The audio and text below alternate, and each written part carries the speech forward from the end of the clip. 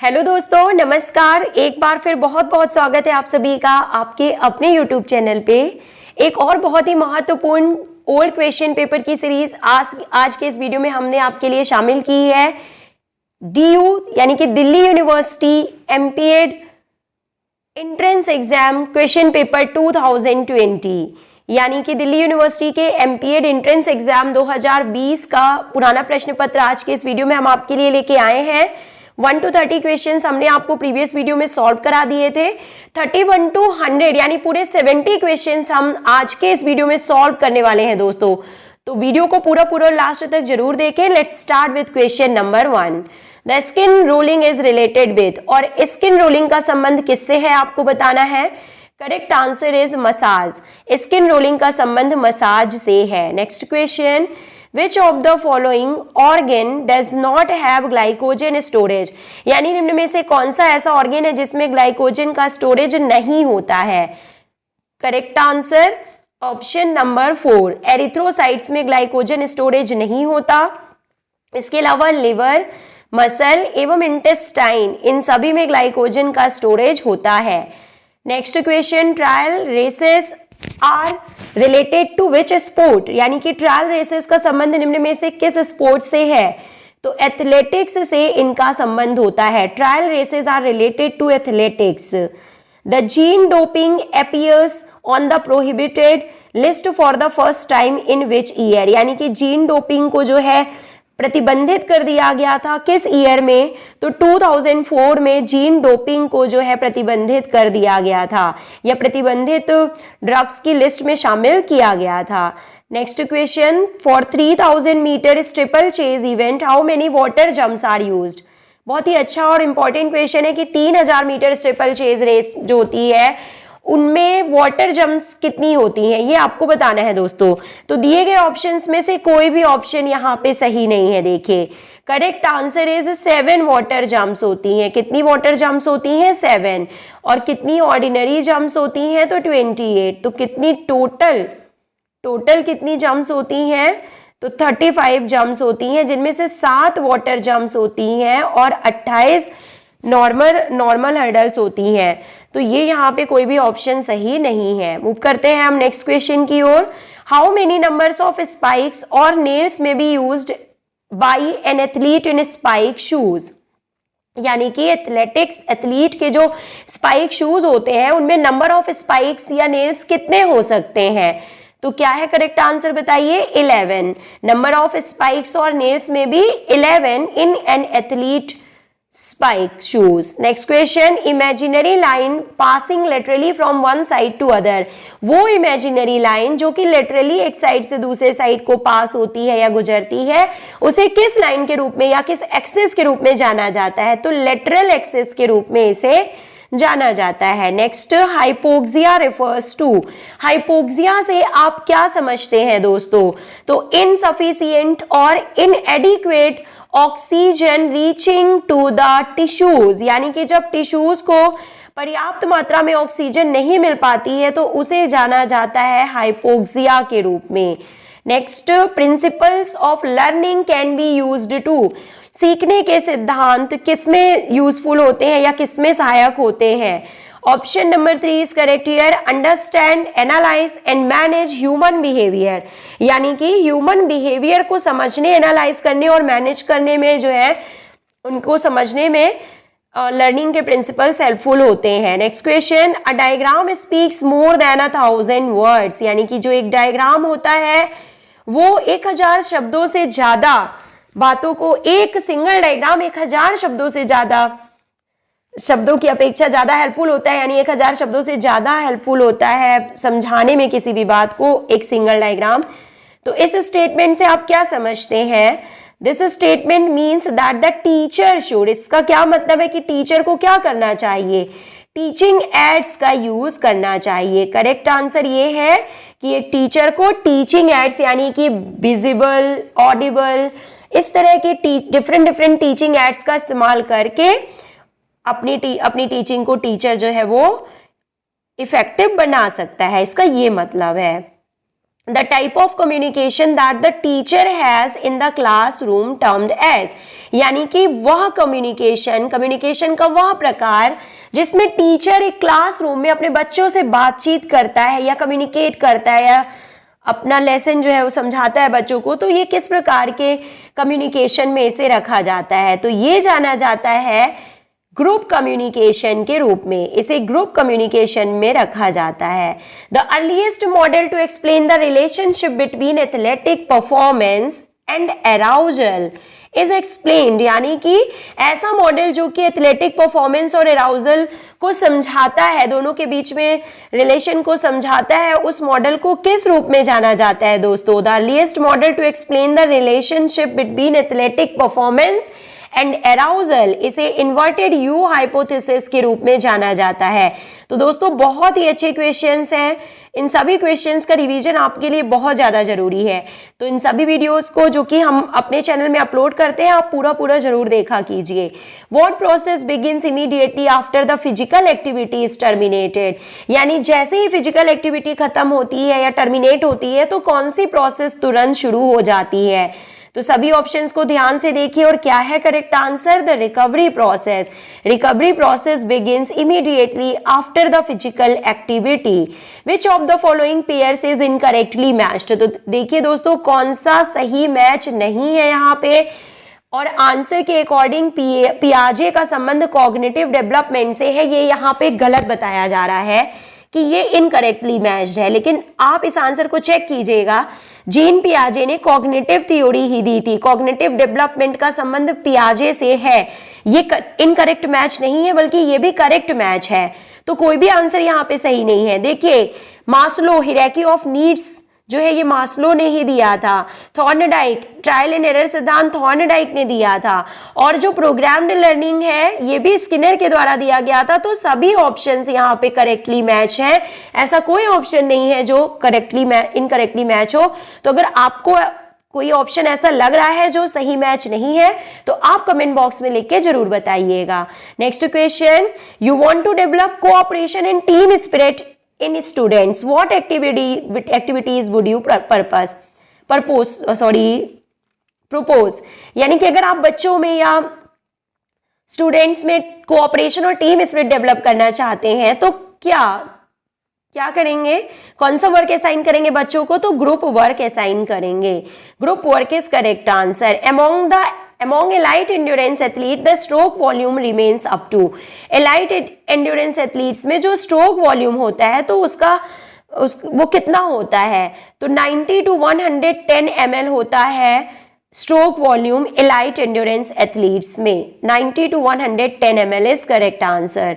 Which of the following vitamin is a fat soluble vitamin, देखिए पूछा जा रहा है कि निम्न में से फैट सोलुबल विटामिन कौन सा है, और देखिए अकॉर्डिंग टू आंसर की इसमें B12 आंसर दिया हुआ है दोस्तों, जो कि गलत है।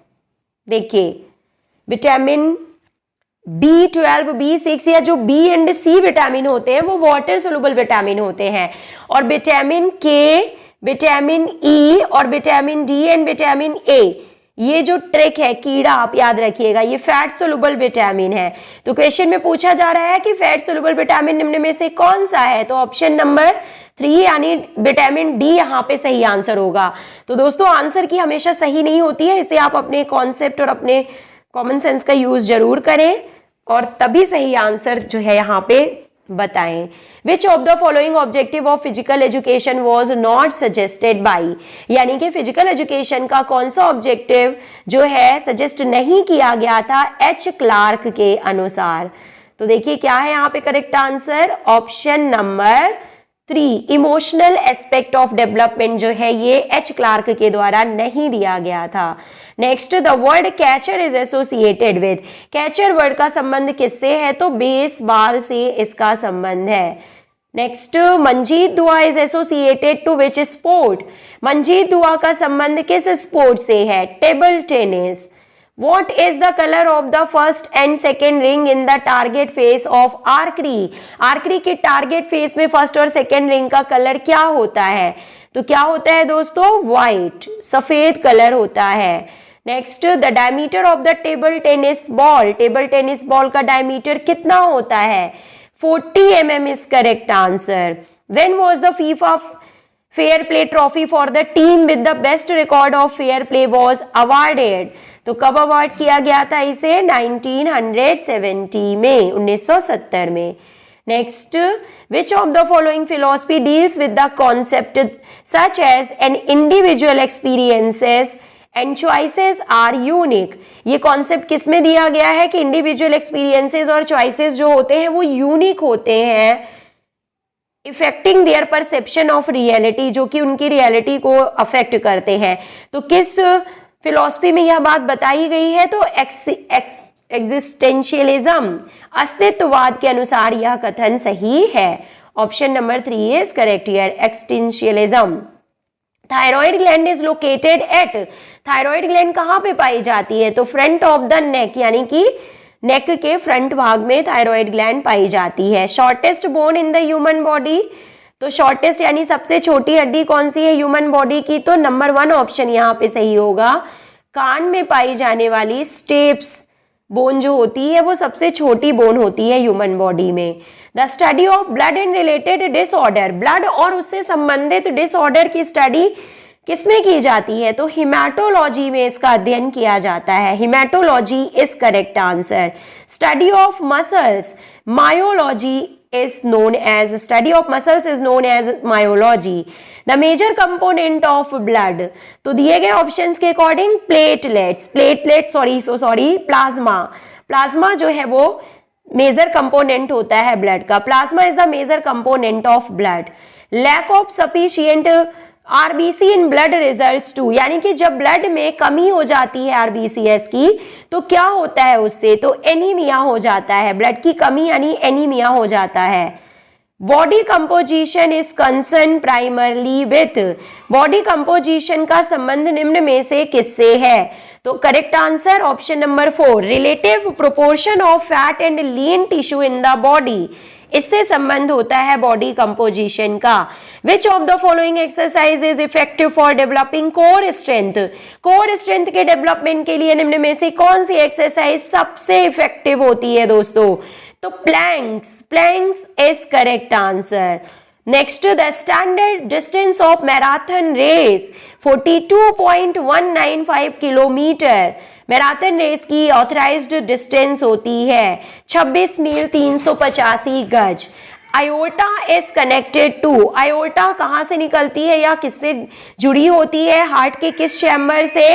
तो देखिए लेफ्ट वेंट्रिकल से जुड़ी होती है aorta. Next, who declares the Olympic games closed, Olympic games के समापन की घोषणा कौन करता है? तो president of IOC, IOC president declares the Olympic games closed. The resting stroke volume पर बीट ऑफ हार्ट इज, यानी कि रेस्टिंग स्ट्रोक वॉल्यूम जो प्रति धड़कन होता है वो कितना होता है? तो 60 to 80 ml, यानी रेस्ट की स्टेज में कितना होता है वॉल्यूम, स्ट्रोक वॉल्यूम? तो 60 to 80 ml is correct answer. Which of the following Grand Slam tournament start on the first month of every new year? यानी न्यू ईयर के फर्स्ट मंथ में कौन सा ग्रैंड स्लैम टूर्नामेंट आयोजित किया जाता है? Australian open is correct answer, जो कि जनवरी मंथ में होता है. Activity lasting more than 10 second. The fuel that the muscle use in such activity, 10 second से ज्यादा की एक्टिविटी में मसल्स कौन से फ्यूल को यूज करती हैं? Option number C is correct here. Glycogen and glucose as a fuel use किए जाते हैं मसल्स के द्वारा 10 सेकेंड से ज्यादा की एक्टिविटी में. स्प्रेन पॉसिबली अक्वर्स इन, तो स्प्रेन किसकी चोट है? देखिए दोस्तों, ligaments. Sprain possibly occurs in ligaments. The World Anti-Doping Agency was established in the year. WADA, world anti doping agency की खोज कब की गई थी? तो 10 नवंबर 1999, 10 नवंबर 1999 को वर्ल्ड एंटी डोपिंग एजेंसी की खोज की गई थी, इसको स्टैब्लिश किया गया था. नेक्स्ट, द वुंड्स और cuts are made by tearing of the skin. जब स्किन जो है वो टीयर हो जाती है, फट जाती है, कट जाती है, तो क्या होता है? कौन सी चोट लगती है? लैक्रेशन. लैक्रेशन हो जाता है दोस्तों। Deformity of the injured part is the sign and symptom of, यानी कि किसी इंजर्ड पार्ट में जब डिफॉर्मिटी हो जाती है तो ये किस चीज का साइन या सिम्टम होता है, तो ये है फ्रैक्चर का sign. It is known as fracture. An excessive and repetitive force placed on the bones and other connective tissues can cause, यानी कि जब किसी कनेक्टिव टिश्यू में या बोन में एक्सेसिव या रेपिटेटिव फोर्स बार बार और अत्यधिक ज्यादा फोर्स लगाया जाता है तो उससे किस प्रकार की चोट लगती है या हो जाती है, तो ये ओवर यूज इंजरी के रूप में इसे जाना जाता है। The suture of the skull is an example of, skull यानी खोपड़ी के जो सूचर्स होते हैं या स्कल जो है, स्कल बोन्स, वो किस प्रकार के ज्वाइंट्स का एग्जाम्पल है दोस्तों, तो ये फाइब्रस ज्वाइंट्स होती हैं जिन्हें इमूवेबल ज्वाइंट्स भी कहते हैं, जिनमें किसी प्रकार का मूवमेंट शामिल नहीं होता या पॉसिबल नहीं होता है। The layer of connective tissue sheath that covers the whole muscle, यानी कि कनेक्टिव टिश्यू की लेयर जो कि पूरे मसल को कनेक्ट करती है, या the muscle is covered by which layer, तो epimysium. The layer that covered muscle is known as epimysium. The freely movable joints are also called, पूरी तरह से मूवमेंट जिनमें संभव होता है, फ्रीली मूवेबल ज्वाइंट्स को किस रूप में जाना जाता है, साइनोवियल ज्वाइंट्स के रूप में भी इन्हें जाना जाता है दोस्तों। फ्रीली मूवेबल या साइनोवियल ज्वाइंट्स या डायथ्रोसिस ज्वाइंट्स के रूप में इन्हें जाना जाता है। The special types of bones that is fixed into a tendon और अ जॉइंट कैप्सूल, यानी जो एक टेंडन या कैप्सूल ज्वाइंट से जुड़ी हुई स्पेशल टाइप की बोन्स होती हैं उन्हें क्या कहते हैं, सिस्मॉइड बोन के रूप में इन्हें जाना जाता है। बात की जा रही है सिस्मॉइड बोन की, और एग्जाम्पल है सिस्मॉइड बोन का patella. Patella means knee bone. A disruption of the fibers of a muscle or tendon is known as, तो जब किसी मसल या टेंडन की चोट की बात की जाती है या इंजरी की बात की जाती है तो उसे जाना जाता है स्ट्रेन के रूप में, और अगर लिगामेंट्स की चोट की बात की जाए तो उसे जाना जाता है स्प्रेन के रूप में। I hope it is clear to you all. The volume of blood pumped by the heart in 1 minute, 1 minute में ब्लड जो है पंप किया जाता है हार्ट के द्वारा, उसे क्या कहा जाता है, तो इसे कार्डियक आउटपुट कहते हैं दोस्तों। और कार्डियक आउटपुट का फॉर्मूला होता है stroke volume into heart rate. Cardiac output is equal to stroke volume into heart rate. An increase in the cross section of the muscle fibre is referred as, यानी कि muscle fibre के जो cross sectional area में increase को किस रूप में जाना जाता है, तो इसे मस्कुलर हाइपरट्रॉफी के रूप में जाना जाता है। वॉल्यूम ऑफ एयर इनहेल्ड और exhaled with each breath during normal breathing is known as tidal volume, इसे टाइडल वॉल्यूम के रूप में जाना जाता है। A national sports federation that uses as a catalyst to transform the lives of children and adults with intellectual disabilities, तो intellectual डिसएबिलिटीज वाले जो बच्चे हैं उनके लिए जो काम करते हैं वो कौन सी संस्था है या कौन से ऑर्गेनाइजेशन है, तो special Olympic Bharat is correct answer, special Olympic Bharat. The duration of Olympic games shall not exceed, और बात की जा रही है मॉडर्न ओलंपिक गेम्स के ड्यूरेशन की कि कितने दिनों तक आयोजित होते हैं मॉडर्न ओलंपिक गेम्स, तो 16 डेज तक, इससे ज्यादा दिन तक इनका आयोजन नहीं किया जा सकता। The weight of the Olympic torch is, Olympic torch का वेट कितना है, तो 700 ग्राम होता है। Quality physical education programme develops the following emotional domain, option number 1 is correct here, value of self expression. Next, for an effective teaching and coaching in physical education, the teacher should possess the following skills, यानी कि physical education में effective teaching और coaching के लिए जो teacher है उसमें कौन से स्किल्स होना चाहिए, तो good demonstration and communication skills होना जरूरी है फिजिकल एजुकेशन टीचर में। ओलंपियाड का मतलब क्या होता है दोस्तों, तो olympiad means the period between 2 Olympic games, यानी 2 ओलंपिक गेम्स के बीच के समय को ओलंपियाड के रूप में जाना जाता है। Wrestling was included in the modern Olympic games in, तो रेसलिंग यानी कि रेसलिंग को किस मॉडर्न ओलंपिक गेम में शामिल किया गया था, तो 1904 सेंट लुइस ओलंपिक में रेसलिंग को शामिल किया गया था। और ये भी बता दें आपको कि फ्री स्टाइल रेसलिंग को 1904 सेंट लुइस ओलंपिक में शामिल किया गया था, लेकिन जो ग्रीको रोमन रेसलिंग है वो 1896 यानी फर्स्ट ओलंपिक से ही ओलंपिक का हिस्सा रहा है, ये भी आपको पता होना चाहिए। Which among the following is not the law of learning, very easy question.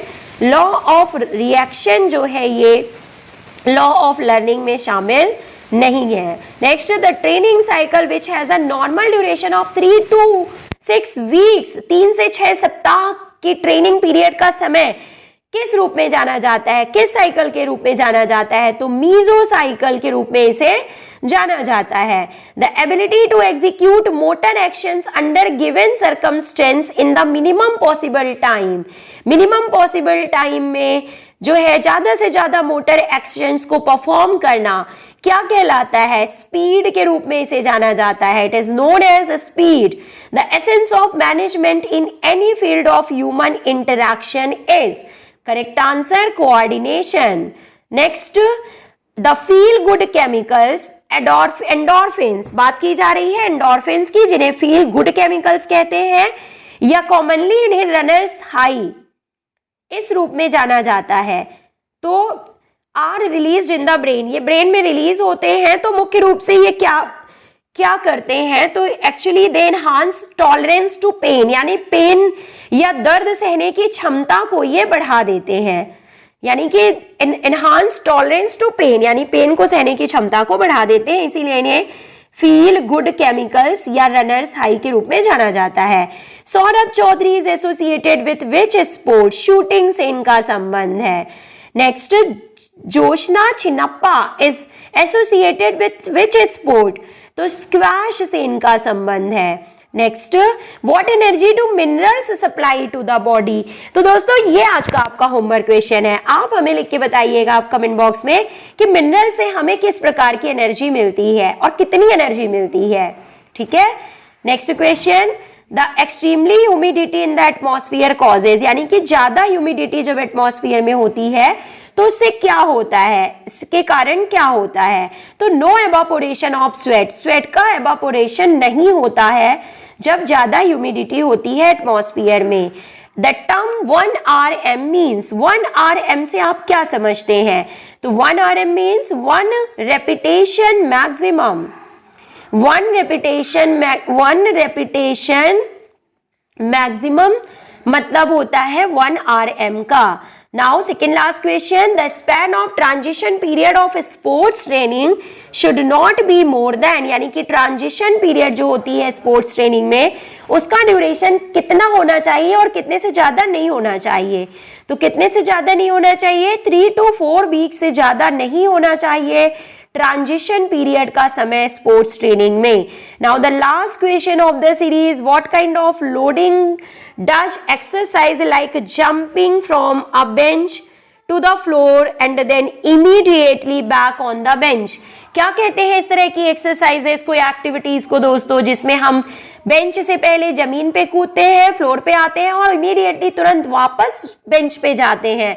तो इस टाइप की एक्सरसाइजेज या एक्टिविटीज को किस रूप में जाना जाता है, तो इस क्वेश्चन का आंसर भी आपको हमें कमेंट बॉक्स में लिख के बताना है। तो आज हमने आपको 2 क्वेश्चन होमवर्क में दिए हैं और दोनों ही क्वेश्चन का आंसर आप सभी दोस्तों को जिन्होंने पूरा वीडियो देखा है कमेंट बॉक्स में लिखना है और आंसर 1 लाइनर के फॉर्म में होने चाहिए। ओके, आंसर हमेशा आपको 1 लाइनर के फॉर्म में ही लिखना है। 100 का A होगा, B होगा, C होगा, इस तरह से आंसर बिल्कुल नहीं देना है। सभी आंसर्स को 1 लाइन फॉर्म में लिखना है ताकि आपकी प्रैक्टिस हो सके। मिलते हैं नेक्स्ट वीडियो में। Till then take care.